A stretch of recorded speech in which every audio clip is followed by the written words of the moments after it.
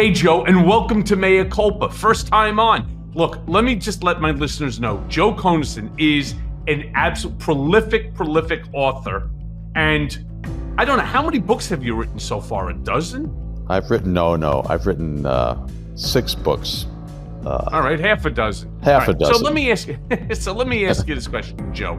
What inspired you to write The Longest Con? And how did the idea for the book first come to you? Because, I actually have written 2 books. Actually, both of them New York Times bestsellers, 1 and number 6.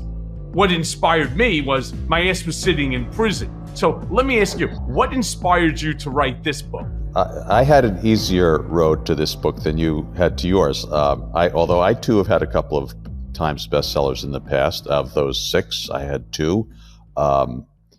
First, I want to say what a delight it is to be on with you. We've listened to your podcast many, many times. We've even let our kids listen to it because it's so enlightening and amusing, despite the sometimes salty language. I have 2 teenagers. Let me say, you're now not getting Parent of the Year award, but okay. No, I never expected that, but they enjoyed it too. Anyway, especially on car rides, we've listened to many of them. So it's a real pleasure to be with you. And so this book, as I explained in the introduction, which people can find on my site, thenationalmemo.com, I posted the introduction for free so that people can see what the book is about. But I explained in the introduction, a few years ago, my wife, Elizabeth, said to me, I've just read an old article in the Baffler magazine, which is this funny left-wing sort of quarterly magazine, by the historian Rick Perlstein. I don't know if you've ever had Rick on the air. He's a brilliant guy. You should have him on sometime. He's written a number of great books about Republican presidencies, including one called Before the Storm about Barry Goldwater's campaign and presidency. Brilliant book. Anyway, Rick wrote a piece in the Baffler called The Long Con. And it was written in 2012. It was about Mitt Romney's campaign and the lies that Mitt Romney was telling about Barack Obama. And but in the course of writing that piece, Rick had subscribed to a bunch of conservative publications. And what he found after doing that was that his email box was just crammed with all kinds of solicitations for fake stuff. Overpriced gold sales, survivalist kits, every kind of solicitation for something phony and endorsed by conservatives. And he thought, here is a really strange pattern. He looked into it, and he wrote about this about this experience in his article. And I read it after Elizabeth showed it to me, and I said, you know what? She's right. There's a book in this. There's a lot more to this, because 12 years later, or however many, I guess 10 years later, when I read it, it had metastasized into something really gross that even conservatives, honest conservatives, were beginning to complain about in print. They were, like, this is terrible. There are all these people out there trying to fleece our own people.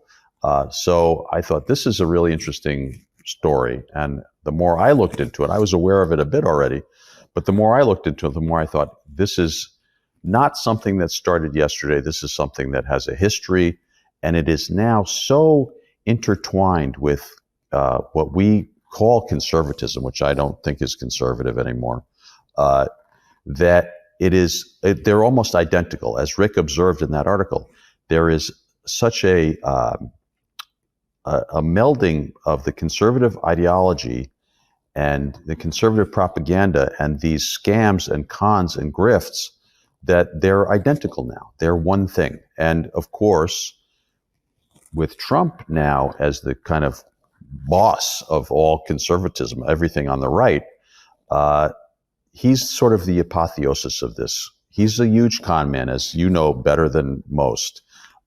And so it was not only fascinating to see how these things had melded together, these phenomena had melded together into one thing, but that it had now expressed itself in Donald Trump and his rise. Yeah. So, which is interesting, because my next question, my follow-up, is going to be, can you elaborate on the main themes of the book and how they connect to the current political climate?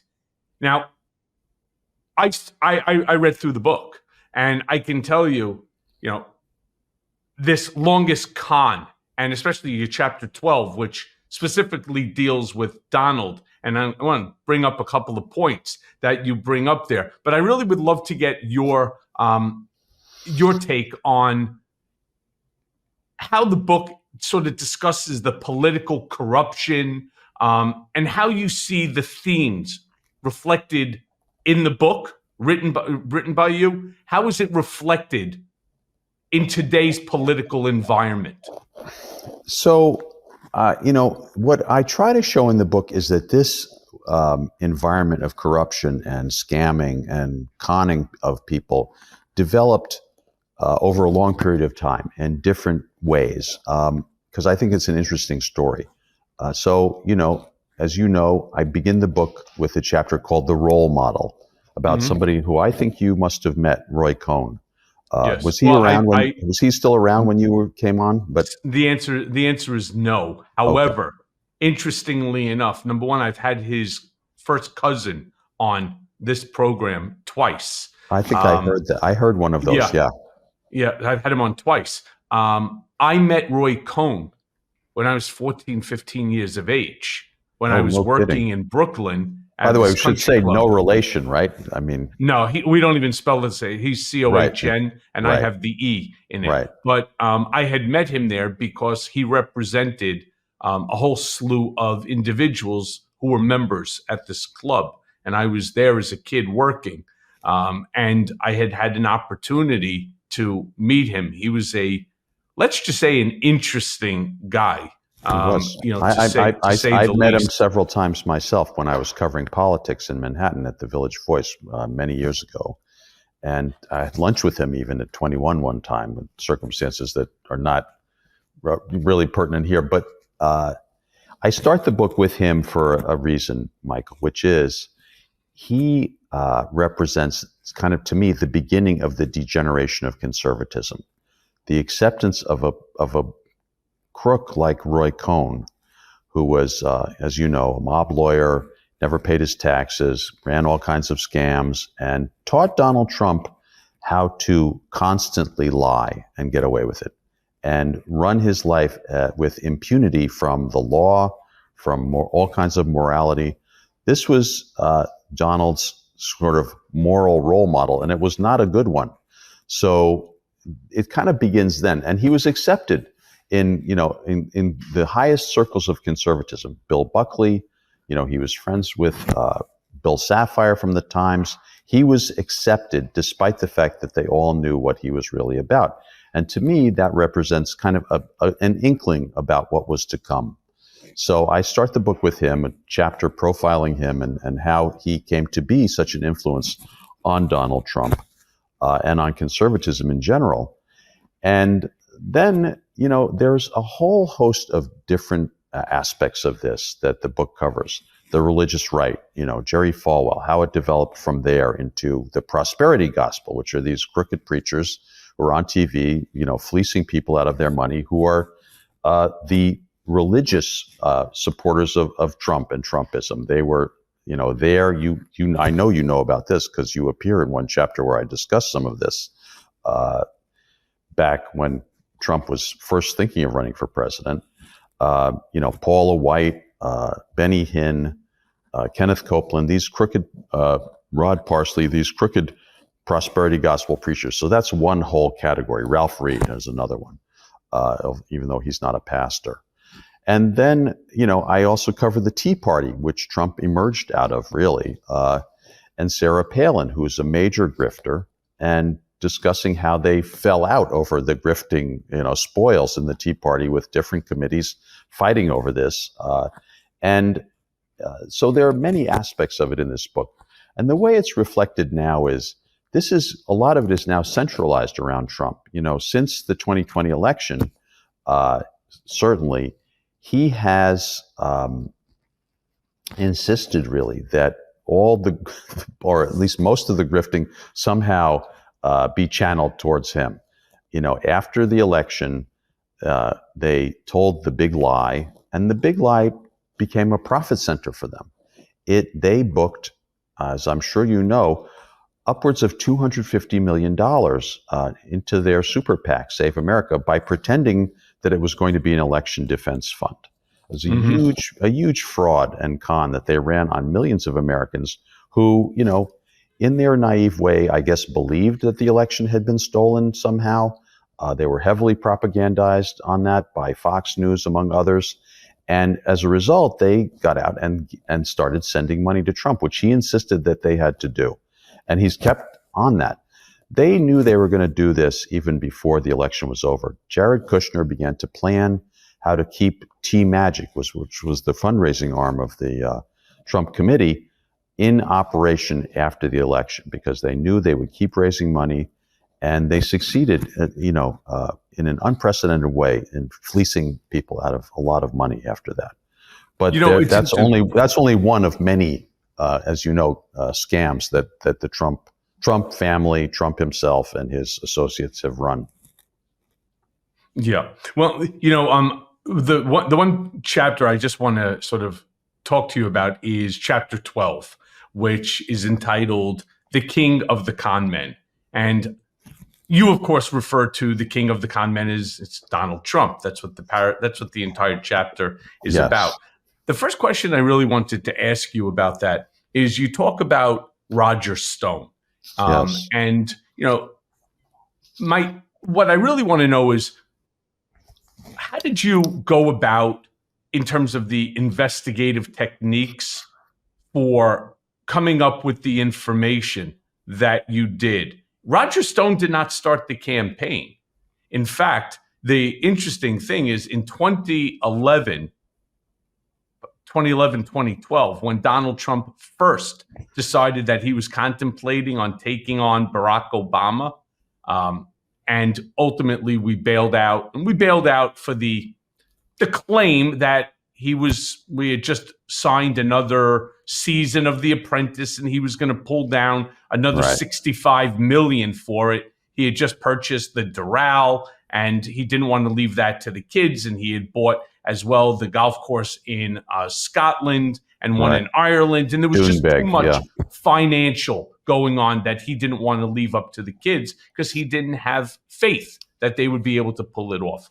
So I started this website called shouldtrumprun.com. And all of a sudden, it starts getting a bunch of really negative attacks to it, even though millions of people started giving me their email address and they're all, Donald should run. And again, this is before we knew what he was really all about. He was just this, we're going to get into that, this businessman, icon, real estate, sort of larger than life kind of guy. Yes, the imaginary protagonist of The Apprentice. Yes, exactly. Yeah. Turns out it was Roger Stone who was attacking my website, and then we ultimately found out about it. And Trump then reached out to him, and he was like, "No, this is a great thing that Michael created, and I want to be a part of it." Roger Stone is a dick. I mean, there's no other way to describe him. He's just a fucking asshole extraordinaire. And by the way, anybody that puts Richard Nixon's face tattooed to the middle of his back, and people, I'm not joking, this is legit. He is a full bust of Richard Nixon in between his scapula. The picture was published in the New Yorker. Yeah, anybody could see that. And it is real. I've seen it. And anybody that does that, you have to say, I think Roger, I will say, I think Roger is, I've known Roger for many years, and I will say, I think he's actually mentally ill. He accused me of plotting to assassinate him just around the time that he blocked me on Twitter several years ago. But before that, I'd known him for many years, and I talked to him about Trump many times during those years. I did not know that he was secretly attacking that website back when Trump first contemplated running for office. But Roger, I've talked to, and others too, has always, I think, or for a long time, believed that Trump was a plausible and viable political candidate because of The Apprentice, and because he believed, I'm sure you've seen the quote from Roger, that the most powerful force in politics is hate, not love. And that Trump would be a great vehicle to kind of take advantage of that insight into the underside of American politics, that Trump would be a great vehicle for that. You may know, I think Roger does not or did not have great respect for Trump's intelligence or acumen, or Nope. he mocked him to me many Constantly. times. Can I jump in for 1 second and just tell you Sure. something about Roger Stone? The reason why Roger was so anxious to get involved in Donald's campaign and to be involved in this is twofold. One, he saw an angle to make money on. Absolutely. And Roger's been sort of struggling because of that whole dirty trickster right. No, he has persona. He's a bit toxic, yes. Yeah. And number two, based upon that toxicity, no one wanted to be around him. So it wasn't like he had a multitude of clients and so on. This was his foray back in. So Absolutely while Donald right. was using him, because he really wasn't paying him anything, while Donald was using him, he was using Donald as well. It was a quid pro quo. No question. I mean, and I would think at some point he might have described himself as a friend of Donald, but I think it was always very transactional. I'll tell you a funny story about the 2015 campaign. There came a point, I was still talking to him then, and there came a point during that campaign, though there were two funny things he did. One was he tried to expose Corey Lewandowski's affair with Hope Hicks. And I don't know why, but that was a thing he wanted to have out there.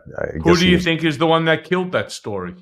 Did you do that? Yeah. Of course I did. Yeah. So which is what pissed me off the most about Hope Hicks when she testified at the criminal trial of Donald Trump. And she was like, well, yeah, nobody really liked Michael. Really? No one liked me? I tell you, you liked me a whole lot when those baby blues were red from the crying because you had slapped the shit out of Corey on Lexington Avenue or 3rd Avenue, and a photo got taken, which turned out to be a photo by the New York Post, all right, at 10, 11 o'clock at night. I'm sure Roger right? may well have been behind that because he was zealously trying to expose their affair and the fact that Trump had, I don't know, he said to me, Trump gave them an apartment, so on. I feel fine, talking about that now because Roger has behaved so badly towards me since then. But the other thing is, he was trying to make money off of selling MAGA hats during the campaign. He got into a scuffle with somebody else I know, a conservative, over the cut of the MAGA hats that they were somehow, marketing. So you're right. He saw this as an opportunity, even for like the pettiest thing like that, to try to boost himself up and make some money.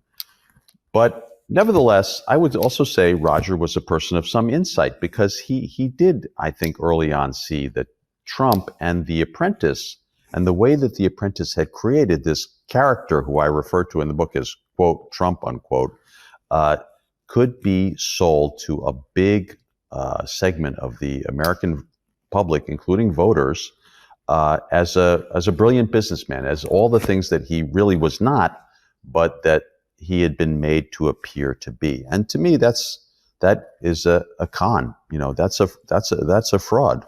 There was this one paragraph that I pulled out that I just wanted to sort of read, and I was not just astounded at I was just astounded by the extent of the clarity to which you sort of captured this whole thing. The refurbishing of Trump's reputation and the renewal of his capacity to profit from the stupidity of his admirers could only be achieved through the miracle of reality TV, the mythologizing superpower of the most powerful American medium. Only those who fully understood how that superpower worked and how it had transformed the tarnished Trump into one of the nation's most admired celebrities were able to anticipate the success of his presidential campaign. And the reason that paragraph sort of stood out to me is because I was co-president of Trump Productions. And I saw all along when I used to go on, whether it was CNN or Fox or, any of the stations, and I would say, like I said to Chris Cuomo on MSNBC, keep making fun of Donald. Keep making fun of Mr. Trump. I said, in another 6-8 months, you're going to be calling him Mr. President. And I'll never forget the ribbing that I took for that comment. But then you go on and you were like, among those who came to believe that his television career elevate every morning with Tommy John's second skin underwear, because what you put in your pants can make or break your day, and the luxurious support of second skin guarantees that everything will go smoothly, and we need smooth. So when you wear Tommy John, you're much more comfortable, and when you're more comfortable, you can do everything better. Tommy John's stylish and soft second skin underwear has dozens of comfort innovations, like a supportive contour pouch and breathable, lightweight, moisture-wicking fabric with 4 times the stretch of competing brands. With over 20 million pairs sold and thousands of 5-star reviews, guys everywhere love their Tommy Johns. I mean, that's why Tommy John doesn't have customers. They have fanatics, like this one who raves, the most comfortable boxer briefs ever. There's no downside. Buy one pair and you'll never want to wear any other underwear again. I mean, I've been trying different brands of trunks for the past few months while wearing a similar product for the past 3 years. Second Skin is by far the most comfortable I've ever worn, hands down. I mean, that's my opinion, hands down. They are the most comfortable. And I know because they're soft and they hold you right where you need to be. So look, I'm certainly one who wears them. I am one who recommends them. Tommy John is the way that you want to go. Plus, here's another part. Plus, your most valuable assets are always covered with Tommy John's best pair you'll ever wear or its free guarantee. So get 20% off your first order right now at TommyJohn.com/Cohen. Save 20% on second skin at TommyJohn.com/Cohen. That's TommyJohn.com/Cohen. See the site for details. Had been crucial to Trump's rise was biographer Maggie Haberman, who reported on him extensively for both the New York Times and CNN before writing Confidence Man, The Making of Donald Trump and the Breaking of America. Her aptly titled 2022 biography, she once described him with pithy condescension as a former real estate executive who ran a relatively small firm, who constantly was trying to make himself look much bigger so people didn't see in various ways how small he was. Now, I know Maggie for over 2+ decades. In fact, I was assistive in helping her with her incredible book, Confidence Man. The book is, and I have to say, I have problems with her sometimes, but I've known her a long time too, and it is a really good book. Great book, and she's an amazing journalist. And I got to tell you, to be very transparent here, I was the one that re-brought Maggie into the fold because Donald hated her, but at the same time, he loved her. He wanted her desperately to respect him because, look, she comes from generational, journalism. I was going to say she's journalistic royalty. Her dad is a friend of mine, and and her husband was the son of a very prominent New Yorker, Martin Gregorian. Her husband, Dare, worked for me at the New York Observer back in the day before he and Maggie got married. So I know them a long time and well. And, I'll tell you, he only wanted her respect. He only wanted her to write these wonderful puff pieces about him. And that's just not Maggie. Yes, and so this was the New York that he aspired to be part of, correct. Where they were. Exactly right. And so we're sitting in his office one day and Maggie's name comes up. And he sees that. I'm like, yeah. So he's like, you know her? I said, at that point in time, yeah, about 15 years I know her. So he goes, how do you know everyone? I said, I've known her forever. So he goes, have her come in tomorrow. Have her come in. I want to sit down and I want to talk to her. So when I called her and I told her that, she was like, you're joking. I'm like, no, I'm dead serious. He asked me to reach out to you and to have you come to the office. And she obliged. And all he kept trying to do was to impress her. And on his desk, he had 10 different magazines that had his cover, his face on it, and he would hand the stuff out. When you walked out there, you thought that you just came from like a candy store of Donald Trump. I mean, you walked out with, I can't even tell you, years and years ago, I represented a member of the royal family of Saudi. And when he came in, all Trump would say is, that your father got the airplane that I was trying to buy, and he was like, well, yeah, my dad, loves that plane. And, by the time we walked out, he had a bag full of Trump shit, paraphernalia. Literally, I'm not joking. As he was walking, he left it on the street corner.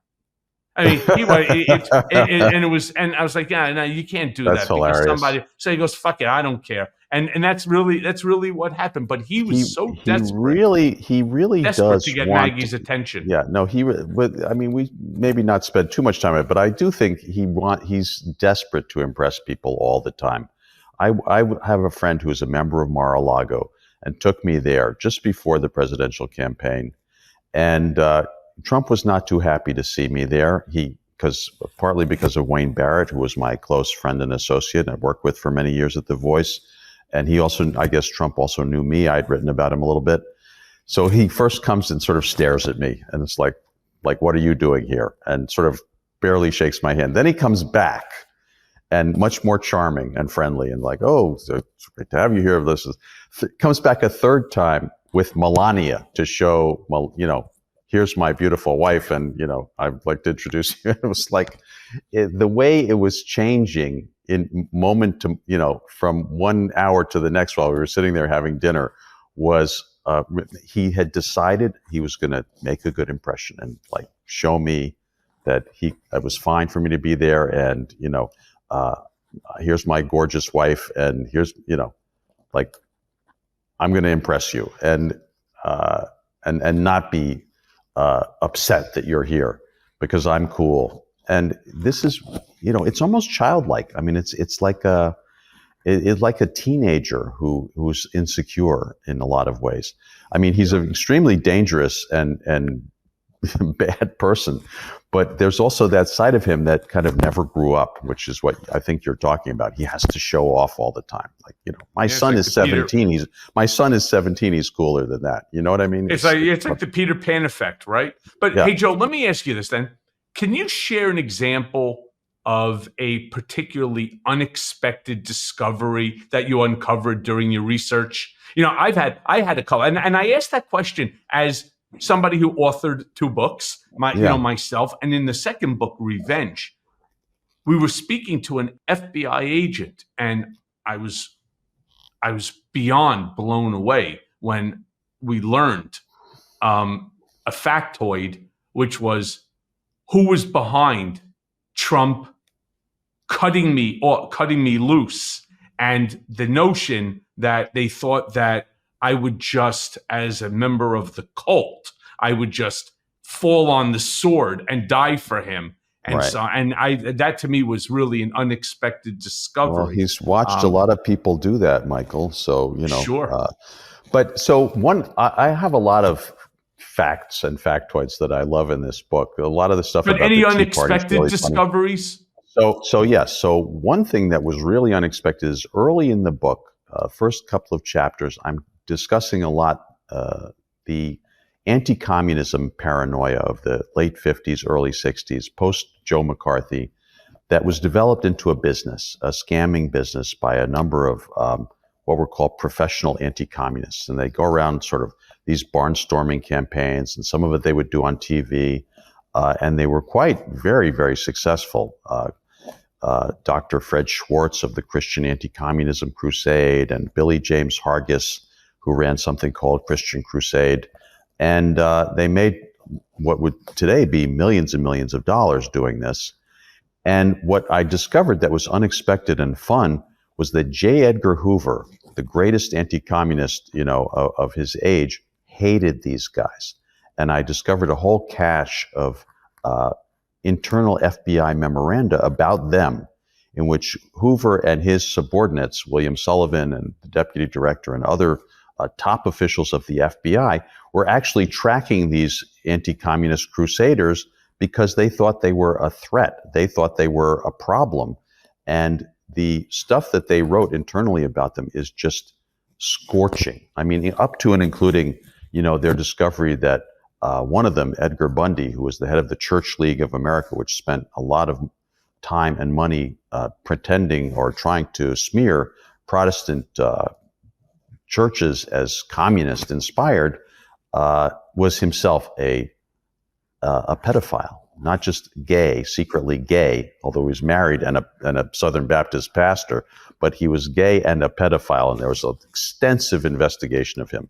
So that's all in the early chapters of the book, and it's fascinating that Hoover realized not just that these guys were crooks and criminals, really, but that they were undermining the actual defense of the United States against communism, which was a threat and of a certain kind, and certainly in Europe, and that they were making it harder to persuade people that communism was a problem and you shouldn't, that we should oppose communism, because they were trying to use communism to smear liberals in churches and unions and lots of other places, and which probably didn't bother Hoover that much, but he thought these guys are making us look bad because they're profiteering off of this issue, and it undermines the people like us who really know what we're talking about. So I loved all of that, and I used it in a few chapters, just parts of this, because I found a big trove of these internal FBI documents online. Wow. So, hey, let me ask you this then, because given the polarized nature of the current political discourse that we are all living in, some readers might dismiss your book as partisan. And clearly, both my books, Disloyal and Revenge, have been dismissed as being partisan. How do you address the challenge of reaching an audience that might be skeptical or hostile, obviously, to your viewpoint? Well, what I try to do in the book is to, as much as possible, quote conservative and right-wing sources about this issue of grifting. So I look to the National Review, and I look to Red State and other sources like that, where there are some conservatives like Eric Erickson, like Jim Garrity, and others who have identified this as a problem within their movement and complained about it bitterly, and the grifting and the scamming and the hypocrisy. And as much as possible, I've relied on those kinds of sources to expose this. So that's one thing I've tried to do. But you're right, it is a challenge in a polarized situation to have anybody look at real facts. But that's the other thing, is most of this is not rhetorical. It is about what they've actually done. And, the book is highly factual. I had, I'm sure you know about this. When you write a book like this, you undergo a very stringent legal review. The publisher does not want to get sued. And because I lay out the facts and the sources for the facts so clearly in the book, this was the shortest legal review I've ever had. It was literally a very good lawyer, and he took a half hour to discuss with me what the issues were in the book. And I said, why is this so short? And he said, because you explain where this is all coming from in the book.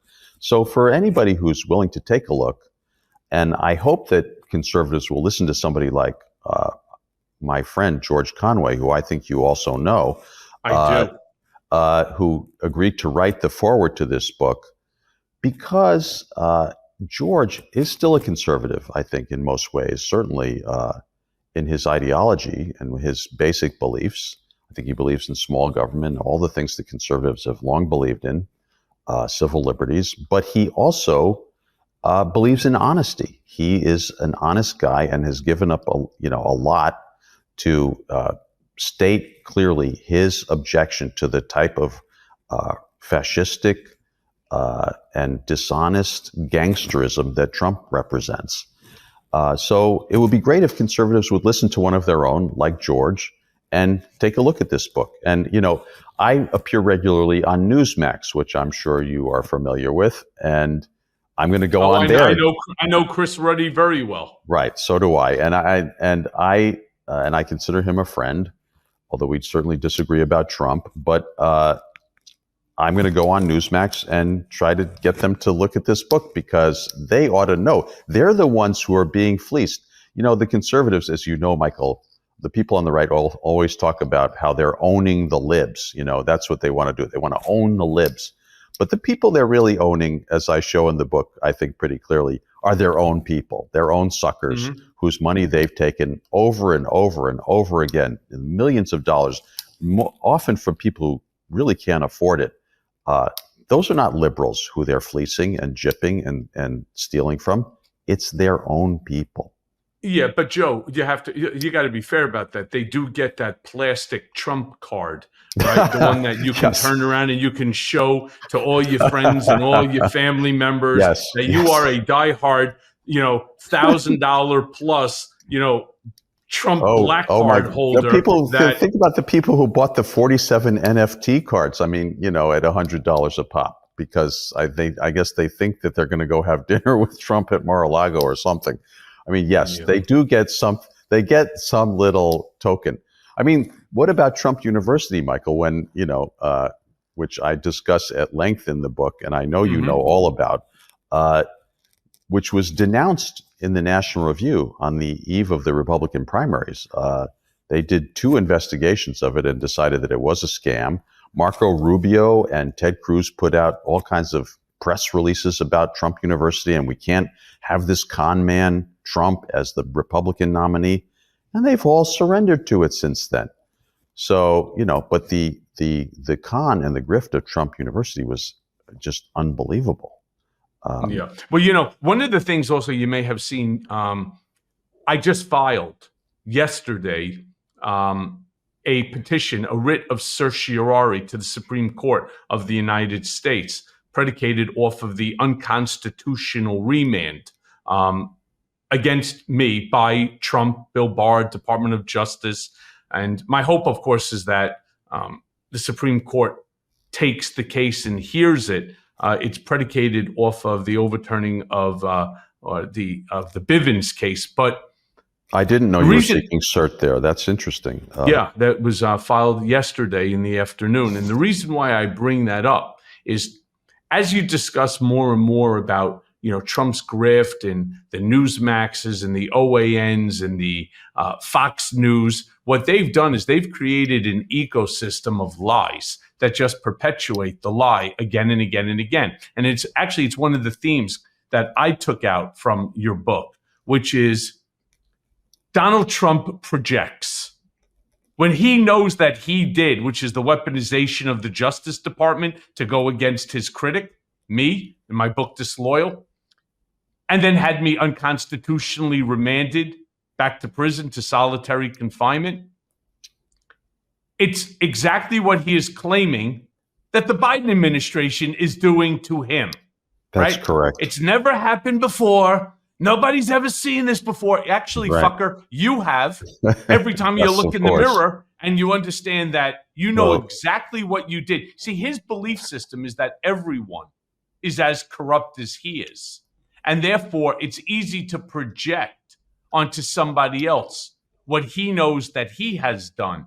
It's really a talent. And it's a talent that goes back to how you start the book about reality television. Yes, that's a very correct insight, Michael. As they say, every accusation that Trump makes is really a confession. And I think what you just said is really acute in terms of his psychology, which is he cannot imagine an honest person. He cannot imagine a person with integrity or morality. That's just something beyond his conception. And I think that was true of Roy as well. And they discovered each other, and Roy encouraged that in him. There was no chance for Trump to outgrow that as a young man, because he was set on that path of somebody who just had no conception of what personal integrity meant. Yeah, zero. So let me then bring us to the 2024 presidential election. What's your thoughts about this upcoming election, and how do you think that it will ultimately shape the future of American politics? And look, there's no point in discussing what the future of America is going to look like if, God willing, Biden pulls this off. But what's your belief after writing this book, The Longest Con? How do you think that if, God forbid, Trump wins, how do you think that he's going to shape the future of American politics? Because, as I say also in my writ of certiorari to the Supreme Court, it's not as if Donald has not clearly identified things that he intends to do on day number one, such as rewrite the Constitution, to destroy our tripartite system of government, confer all power to the executive branch, naming himself. So my question to you, after the extensive research that you did on this book, how do you see the future of America and American politics? If Trump wins, Michael, it's very dark, because he will definitely attempt to, and the people around him will certainly attempt to implement their own version of American fascism. I mean, there's just no question about that. I first identified the fascist tendencies in Trump in 2015, and he's done nothing to dispel that. He's only gone further and further to confirm that view of him, especially in this campaign. My hope now is that people are waking up to that. I've seen some data. I run this website, National Memo, and the newsletter, and so every day I'm putting news in that. And I've seen some data that shows that people are taking a close look at Project 2025 and the fascist blueprint that they're setting forth in that. A lot of interest in that in the last week. I've seen some hopeful data about the real effect of the debate on the race, that it's not necessarily true that Biden is predestined to lose. But if he does lose, we are in as much trouble as we have ever been in this country, because, when Trump was first elected, a very dark day in my life and the lives of many Americans, my daughter came down the stairs and she was weeping. My wife was really upset. And I said to them, look, this is really bad, but my view of Trump is that he and the people around him, and I wasn't including you in this necessarily, are very incompetent, and they're not going to be able to do all the bad things they want to do. And in some ways that proved to be correct. But I'm concerned now that he has more competent and determined people around him who will, staff his administration, and that around him are these very determined Christian nationalists, fascists, who see him just as a vehicle for their program, and that we're going to end up in a fight for our lives, really, and for the life of this country. The other aspect layered onto that, right, is the whole Putin part of this, which is that the role of the United States as the leading force to defend democracy in the world against the forces of authoritarian and totalitarian regimes is going to be completely undermined if Trump is president. I mean, it's, the Europeans know this, who are our main allies. They know that if Trump is president, all bets are off, and that Putin is going to largely be in control of U.S. policy, and that's just the gravest possible danger to the future of the world. So, I have a grim view of what will happen if he's elected. I do believe he can be stopped still. My hope is that he can. I'm not going to offer prescriptions about how to do that. I think he could be stopped by either Biden or Harris if it came to that. But people have to be determined to prevent this enormous threat from being inflicted on our country. What was you said in 2015, you saw the fascist tendencies in Donald. Well, when he came down, tell me what you saw. So when he came down the escalator, right, and started off on his racism, and I knew he'd been a racist for a long time. So that struck me. But also, the fact that Roger Stone, who I had long suspected of fascist tendencies before that, who endorsed the sort of authoritarianism of someone like Nixon, wholeheartedly. All this struck me as, inklings of an authoritarian mindset that has now, just completely flowered, I guess you could say, in its toxic way. It's it's turned into from a seed of that into an entire poison garden of authoritarianism, racism, all kinds of bigotry, and violence, threats of violence. And these are all elements of fascism. When he would, in his rallies in 2015, encourage violence against people who were protesting. This is fascism. This is what fascism really is at its core. It's the will to use violence against your political opponents to enforce your own idea of what should be. And that's un-American. It's wrong. And he doesn't recognize that at all. As you know, he doesn't share American values in any way. Oh, I think he understands fascism, and I think he certainly embraces it. In fact, the very last line of my book, Revenge, is Trumpism is fascism, and we must eradicate it from our body politic. I mean, I think we're both at least in full agreement on that. Oh, yes. I believe that Donald understands it, and I think that he legitimately wants to be a monarch, a dictator, a Führer, a supreme leader. He looks at people like Xi Jinping, at people like Kim Jong-un, Putin, Orban. He looks at these so-called, in his mind, tough guys, and he wants to be part of that club. He wants to be that guy. Yep. Yeah, and he's willing to shit on the rest of the world in order for it to benefit him and him alone. And everyone's like, that he's going to pass it down. He doesn't care about passing anything down to the future, like a succession plan. That's not what he's about. It's all about him. The world starts and stops at his doorstep. We could not possibly agree more about all of that, Michael. And, I think my hope is that people are going to start to wake up to that and realize that, if we don't stop him, then there may be no getting rid of him until he's dead. Right? I mean, I don't think he has any intention of leaving office again if he gets back in the White House. By the way, nobody has said that on television or in print more than I. In 2019, when I testified before the House Oversight Committee, and I was the first one to make the statement, my biggest fear is if that Donald Trump loses in 2020, there will never be a peaceful transfer of power. Those are my words. In 2019, I was the first one out of the gate to say that. And then I turned around and I said, it was on Nicole Wallace on MSNBC. My prediction now, my biggest fear is if that Donald Trump wins in 2024, there will never be an election again as you recognize it.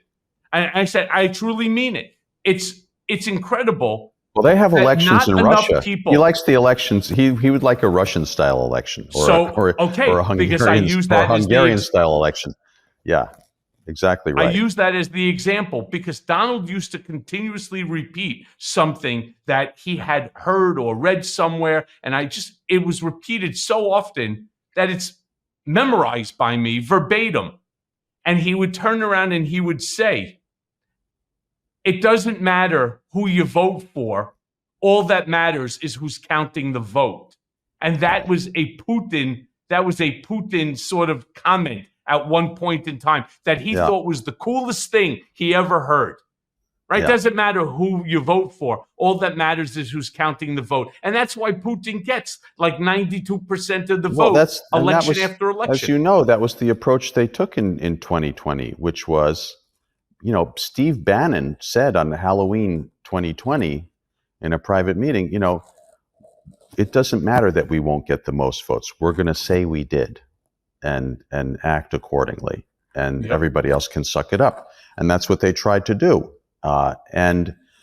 He kind of chickened out at the end, I guess. They didn't actually, start killing people in the Capitol the way I guess maybe he hoped they would. Whatever it was, they flinched at the end and he finally left office.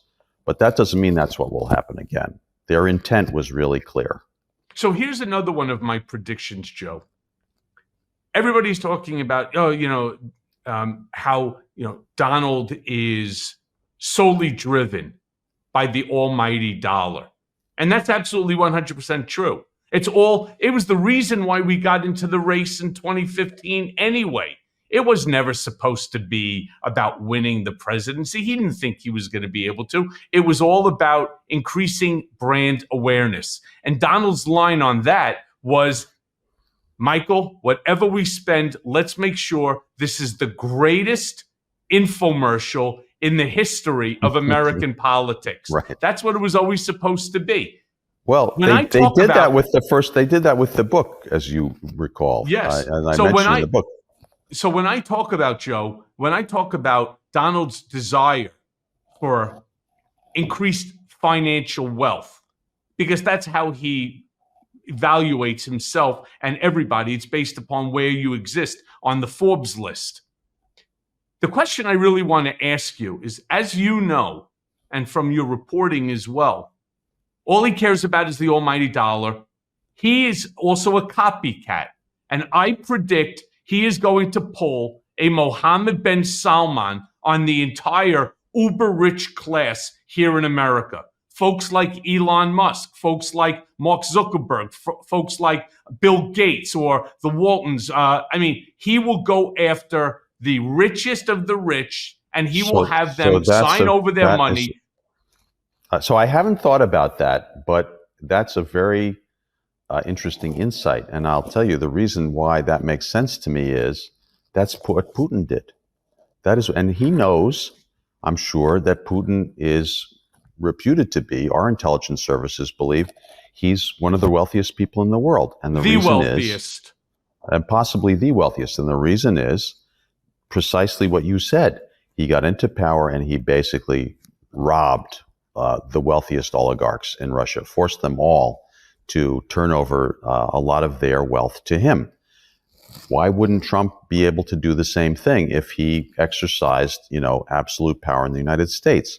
He could take all of those billionaires who you mentioned and shake them down for as much as, he could get from them. So the answer to that is I share your view, and they should all be afraid. Some of them are apparently not very bright, like Elon Musk. I don't know what he thinks is in this for him, but you can be sure that if Trump wields that kind of power, he will certainly go after those people and their money.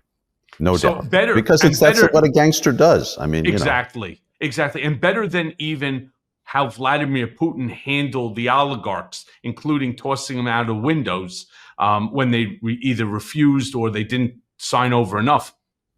The one thing that Trump thought was incredibly cool was when Mohammed bin Salman rounded up all of the royals and put them in the Ritz-Carlton on the floor and actually hung them by their necks until they signed over their wealth to him. In fact, they signed over so much wealth to him. The day after, he went out, bought a house in France near the Louvre for $500 million. He bought a yacht for $500 million, and he bought a painting for $500 million. The guy spent $1.5 billion of money that he reconfiscated from other royals, basically members of his own family, with complete impunity, and then went out and spent it.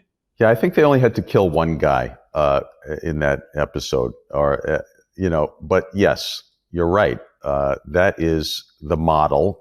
And Putin, that's, lo and behold, those are his biggest supporters in the world at this point. So that's the question I wanted to bring to you next. So how do you then reconcile the fact that these hedge fund CEOs, these corporate titans, are right now financially backing Trump's campaign? They don't understand, for whatever the reason might be, that Donald will turn on them. And I say it out of experience. There was nobody more loyal to this guy than me. Nobody. Not his kids, not his, maybe other than Alan Weisselberg and Matt Calamari. We were probably the three most loyal to him. Look at what he did to me, how he turned on me. These people mean shit to him. What are they doing? They're really not stupid. Are they just ignorantly blind? I think they are stupid in a way, because I think they somehow they don't believe, they think that Trump is manipulating the masses on behalf of their interests, and up to a point that's true. That is the modus operandi of the very wealthy on the right in this country. Is they've always believed, well, we can use issues like abortion and gay rights and so forth to manipulate most Americans into opposing their own interest politically, because that's in our interest, and then we'll get our tax cuts and everything else we want. But they don't understand Trump is a different sort of character than the typical Republican who goes along with that program. He has no interest in their ideology or their ideas. He did away with the platform completely at the last Republican convention because he just doesn't care about that. It's simply about power and wealth and what he can gain for himself. And they don't really seem to get that. They still identify their interests with his. And I think you're right. They're going to find out differently. And, of all the people who will suffer under a Trump regime, they're the ones who will actually deserve it. But unfortunately, the rest of us are going to get a very bad future from that we don't deserve. And, so I agree. I guess they're not stupid, although some of them certainly are, and many of them just inherited their wealth or got it from their husbands, like Miriam Adelson. So, I don't have the greatest respect for these people. And I also have to say, having grown up in this country, and I'm so grateful to America for what I and my family have been able to do here, and what the benefit of being an American. These people don't seem to appreciate that. They don't care that Trump is out to destroy the foundations of the society and the form of government under which they have all prospered. And I think it's shameful, Michael. It really is. It's disgraceful that they don't value the institutions that created, the conditions under which they've become very privileged and wealthy. Why don't they care about that? I can't explain it. I can't explain it either. I have friends who are Wall Street guys, and they are supporting this maniac, and they think there's something in it for them. That it's all about, it's at the end of the day tax for them, cut, right? It's about tax cuts. It's like, I have one friend, and and she can tell me that she's not voting for Trump, and so I know she is, and I know she's a fucking Fox viewer all the time, because whenever we're together, she's constantly spewing the Fox propaganda. Her reason for liking Trump is she wants to see him do away with the estate tax, the death estate tax.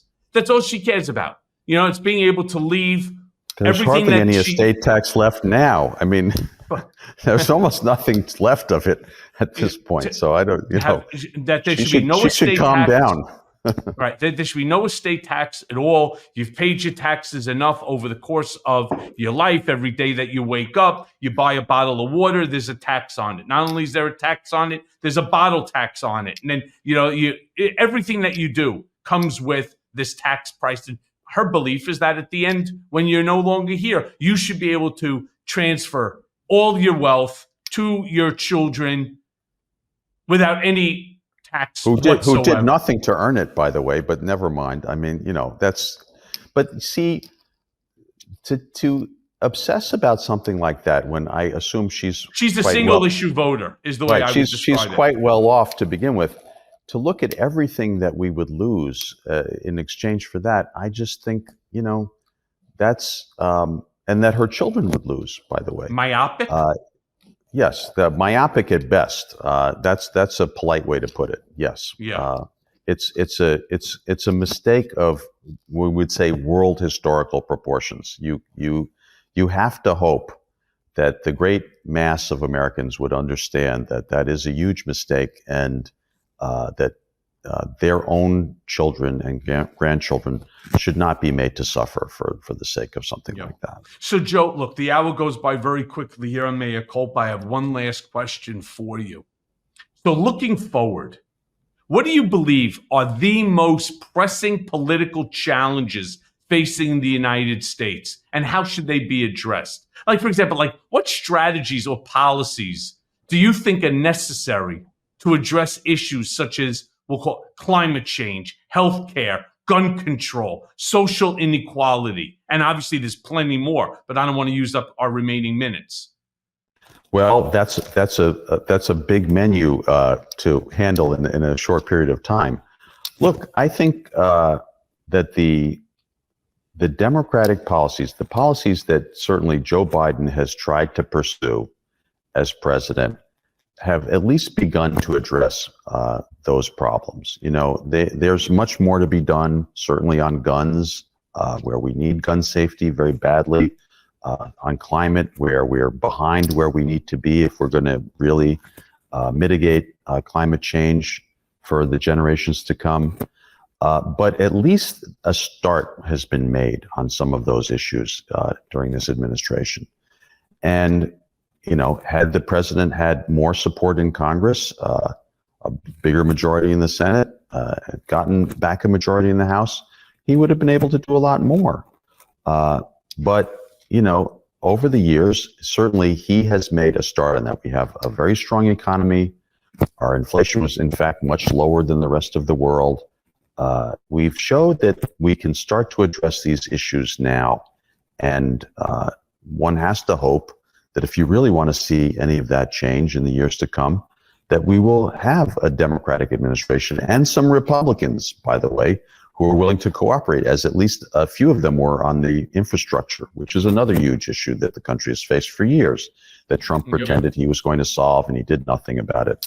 But now we, you know, all over the country, you can see the country's being rebuilt, and it's being done on the basis of the program that the president put forward. So, you know, people can criticize Biden. There are plenty of problems with him, but in my view, at least, certainly on domestic issues and often on foreign policy issues as well, they've made a start at resolving the biggest problems that we face. Yeah, we'll totally agree. Joe, thank you so much. Thank you for joining me. Thank you for making us smarter. Thank you for The Longest Con and the other 5 books or so. They're all spectacular. You're truly a wonderful writer. Thank you, Michael. It has been a pleasure and a privilege to join you. I wish you success in your petition for certiorari and justice, and I will hope to see you again. It's been great. Thank you, Joe.